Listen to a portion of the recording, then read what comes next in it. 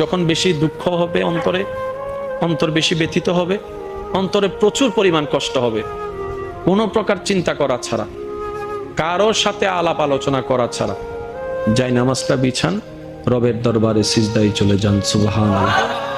চোখটা বন্ধ করেন, চোখের পানি ছাড়তে থাকেন, মন হালকা হতে থাকবে, সিজদায় রবকে বলতে থাকেন, যা বলার বলতে থাকেন, যেভাবে বলার বলতে থাকেন। মনে রাখবেন, আপনার সেই মনের বেতার ভাষা হতে পারে আপনার রক্ত বুঝবে না, আপনার ভালোবাসার মানুষ বুঝবে না, আপনার প্রিয় মানুষ বুঝবে না, কিন্তু আপনি যেভাবেই বলেন না কেন, আপনার প্রত্যেকটা শব্দ আপনার রব্বুল আলামিন বুঝবেই বুঝবে, বুঝবেই বুঝবে। সুবহানাল্লাহ।